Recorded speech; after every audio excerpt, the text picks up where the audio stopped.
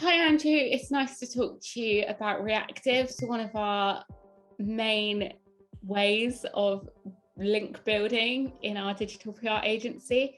Do you enjoy doing Reactives? Do you think they're an effective use of link building? I do enjoy when we do reactives. I think they are a great low risk, high reward tactic because the way that we typically approach reactives is really short, sharp, sweet. So we like to take a look at Google Trends based on a news event that's happening and see whether we can add to that with some insight on how people might be reacting, often using Google Trends. So most of our reactives are based on a spike in searches for a particular thing.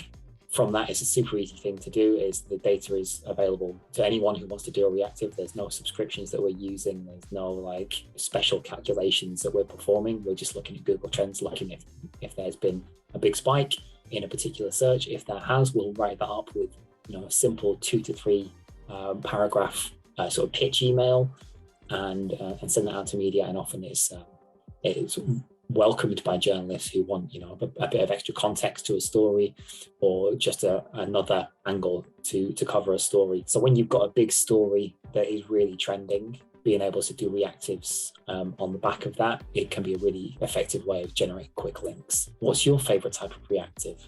The topic that I like doing a reactive on most, probably the Royals, because the Royals, even if they don't do much, they're always in the news because they've got such like a cult following. Like they've got a really big fan base. So even if there's not a massive story, people are always speculating about them and there's always things coming out.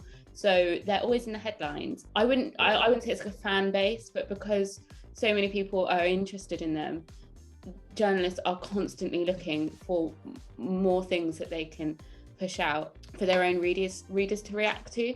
So even if there's a small royal story, we can still get good links on it, and that opportunity arises quite frequently for us. So yeah. I prefer that, and cryptocurrency, because cryptocurrency is very volatile. Again, it's got like a really big dedicated kind of following, that kind of topic. So because it's very volatile, you've got a lot more opportunities to talk about cryptocurrency as well. Personally, I do like doing stuff on entertainment because I like entertainment. Yeah, I think that's a really good point. All three elements that you mentioned there. With the Royals, like we say, we see that national newspaper websites have their own live blogs every day dedicated to the Royals. There's such demand for it. But even if, that's not just at the time when there's a jubilee or a wedding, it's literally every day journalists are writing content about the Royals. They have to find stuff to write about. So it's really beneficial. That could be a very fruitful area. Crypto as well, like you say, is super, people who are constantly looking for news on it. It's constantly changing. Absolutely. What you said about entertainment is a really good point as well, because we know that so much news media runs on entertainment stories. And so having that finger on the pulse of, popular culture is going to be a really effective way of building links with reactives. So in the same way that the several websites have dedicated royal live blogs, they also have probably multiple entertainment reporters who are looking for stories every day, celebrities, because again, that's what drives the clicks for, people are most interested in that in pop culture. And so having your finger on the pulse for that, for reactive, to see how you can respond to whatever the Kardashians have done, or Taylor Swift has done, or Ed Sheeran has done, or whoever it might be. I think it's interesting that you say that though, because I think also like live blogs, people have different opinions about like live blogs on different websites, but when Strictly Come Dancing was on, The Sun ran a live blog for the whole series. So every single day, right? Yeah, like constantly, because when they know that the audience is there, they know that they've got the opportunity to do that. So we need to sort of like just go over the kind of journalist, if that makes sense, and think about which topics have really, really big followings, because that's what's going to get views for the journalists, like on their pages. And then we know what to provide the journalists with that will get those views. So with big TV shows, and when those sort of things come out, it's good to like be kind of one step ahead with like a kind of pop culture, just news calendar really, because then you can sort of see what's going to work. And they just do that. They do that with most TV shows actually. So or like really, really big ones, especially reality TV. But reactive, there's loads of reactives. Sports as well. Sports is a really good one, I think, sometimes. Tech ones is good because, as we've just seen with Elon Musk acquiring Twitter, I think when any big news story, if it's got a bit of a ripple effect and can touch on loads of different subjects, that's a really good opportunity, not only for us to just build links, but also for client relevancy. Like really big news stories are really good for that reactive. Yeah. Obviously. I've got a top tip. I think a really important thing to keep in mind when you're doing reactives is it's often tempting to like almost repeat the story back. So if you're doing a reactive on Elon Musk buying Twitter, if you just do, if you find a Google trend spike in searches for Elon Musk, then that's not going to be hugely surprising that more people are aware of him, more people are searching it. So it's always best when you're doing those reactives to look for the kind of impact of the main news story. So it's related to the news story, but it's not just a repetition of it. So you look for the impact, look for the ways this has affected people. So what have people been inspired to search for that you might not expect or you might not be aware of? So in that Elon Musk example, obviously he's a very divisive character, and therefore we saw a big spike in searches for delete Twitter. People were obviously reacting to him taking it over and thinking they didn't want to be on the platform anymore. So that builds on the story. It doesn't just say people are searching for Elon Musk. It says here's what's happening because of this major news story. I think that's a very valuable approach that you can take. Yeah, I agree. I think sometimes you can fall into that kind of trap of thinking just because you see like a really good spike on Google Trends, like for the story, you can't make a story about the story. You have to find a new angle. That's the whole point, and that's what we're trying to deliver to journalists. So yeah, I agree with that. And I think also that same goes for when you're actually writing the press release. You don't have to rehash what's already happened. You don't have to do big paragraphs on what's already happened, because 9 times out of 10, the people that you're sending it to are people who are already writing about it, who are covering the story from like the first step to the last step. So they don't need to know these small details. It's a bit like not a traditional reactive, but in terms of like the Kardashians had their new Hulu TV show. And so if we're doing on Disney Plus in the UK. Yeah, and it would be sensible to do a kind of Kardashian-based piece because they're so popular in the news, and they've also got something coming out. So there'll be lots of news stories, like even more so than there normally are. But anyone who's going to be covering the Kardashians will know who they are. So you don't need to do a bit of a background into each of the members of the Kardashian family. You don't need to do that, because the people who you're sending, and this kind of goes for anything actually, the people who you're sending your information to should already know that. So that actually has a time-saving thing, which is crucial for reactives. You don't need to have all of that fluff. You just need to send what's valuable that you've got that you can offer to the journalist. Yeah. And that all feeds into the whole approach of it being low risk, high reward. It's something that you're able to draft up, and get proved and get checked in an hour or two, and then get it out the same day. And because you're writing a couple of paragraphs, you're not going into an explanation of who Kim Kardashian is, and therefore, that the time that you've taken to do it is not the same as maybe a traditional campaign where you're compiling data on stuff and pulling it together, and it's going to take a couple of days to really finalize everything. It's reactive. It's like, let's get it out there super quick. And if it doesn't land anything, it's not a massive deal.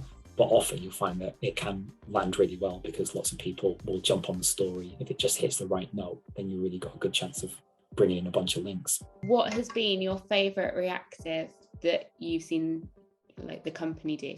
I really enjoyed one that was a great example of that being engaged with pop culture, which was on Strictly for a client, and the rise in searches for British Sign Language. So when Rose Ellis performed the dance which incorporated sign language, we saw, you saw those searches rocket for learn sign language. It's a great example of, you need to be, not just following the news and the sort of serious thing, but pop culture. And actually that's your excuse to watch Strictly in a professional context, even if you're watching it personally anyway. From watching that, you're able to make the link between a story that could be good for a client, massive rise in searches for how to learn British Sign Language. That's a great example of all the different elements that can come in and benefit when you're doing a reactive. And I think as well, because shout out to Molly who saw that spike, because she was just watching Strictly and she thought, oh, I'd like to learn sign language from this dance. And then she was like, well, I want to see how many more people do. So it's being able to like just go about your day. And I think the more you do it, the easier it becomes, that you can sort of see what is the lasting effect of something that's in the news, and how can you like, and what kind of new things can you reveal from it? Because I think that was a really nice positive story as well. Indeed. What's your favourite? That one, because I'm a big Strictly Come Dancing fan. There's been loads because there's been some that have been for clients where the topics are a little bit more challenging, and then you can do a reactive as a new story comes along and everything's better again, because a reactive has kind of like really helped with the momentum. My two favourite things are Strictly Come Dancing and Taylor Swift. So the fact that we've had two massively successful reactives based on Taylor Swift and Strictly Come Dancing, that makes me really happy. The Taylor Swift one got so many links, and it was literally just because she's got some signature red lipstick, and searches for red lipstick went up as the re-release of Red, Taylor's version, was released. But then I think also tech stuff. My first ever reactive was when Facebook went down and searches for Mark Zuckerberg went up, because people wanted to hold someone accountable and things like that. And I was testing the waters a bit, and I got a whole kind of what we consider a campaign. I got a whole campaign in one night for that. And that was kind of like a turning point for me in like how I thought about PR and stuff like that, because I'd never done that before myself. So that one I'm quite proud of as well. I think it's also worth mentioning there are other ways that you can react, in PR terms. That we have that specific term for reactive, where we are doing, usually it's using Google Trends, usually it's looking at search spikes and telling that story there. But there are other ways that you can react to stories as well, that we see a lot of agencies doing expert commentary. So if there's a thing that happens in the media, your client is able to be positioned as an expert in that field, and offering their comments on it, their insights, is a really effective reactive strategy as well. That can take a bit more planning, or you need a super reactive client who is able to respond to you immediately and provide that kind of insight. There's also just taking advantage of looking back at your sort of campaign database and seeing whether there's anything that you can repurpose that you might have sent out before, and is now relevant again, depending on the news cycle. I was going to say I would agree with you on that, because it's a bit similar to what we were saying about the Kardashian piece. Someone on the team, they did a Kardashian rich list as the piece went out. We know they're the biggest influencers, so we did an Instagram rich list of a thing, which is, I think it's quite a common type of campaign in the industry, but journalists seem to really like it. So it kind of, the piece as a whole, if we had like a Venn diagram of like the different types of campaigns that we do, it would fall into that category between kind of evergreen and reactive, in terms of we don't do it in terms of the spike, like you're saying, a traditional kind of, well, what we can consider a traditional reactive. But we've done it with Selling Sunset, Strictly Come Dancing, the Kardashians, where that something's coming up, so you can talk about who's the most influential, or who's earning the most, or net worth, or something like that, because that journalists will be talking about it. So it's not a traditional reactive in what we consider it, but there's that's the kind of what's going on. That's almost like there's like that kind of planned reactives, like, oh, we did a Kardashian story recently and we know that their new series is going to be available on Disney Plus next week, so let's run it for that. And then there's also like the case of where a news event happens that wasn't predictable and you didn't see coming, and I think that's always a good time to check back. Is there stuff that you've already done that you can repurpose quickly? We've seen that when with quite a few tech clients, we were able to really respond quickly to, like you mentioned before, the Facebook outages that happened, and we had several different tech stories. One of them was the fact that Instagram, if you search how to delete, Instagram is the most commonly searched phrase following how to delete. Everyone wants to delete Instagram. It gets hundreds of thousands of searches every month.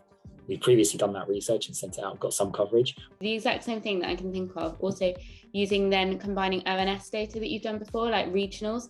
So we've had the cost of living crisis, and actually with rising energy bills, we've got a boiler client, and it's really useful to have kind of not only expert commentary on how you can save money and all sorts to do with boilers and energy, but you can also then use previous material you've done on regional ones of like places with the highest and lowest like energy bill stuff, and then you can then send that out during a kind of like a reactive isn't just like a TV show or an episode of something, it's also just an ongoing news story.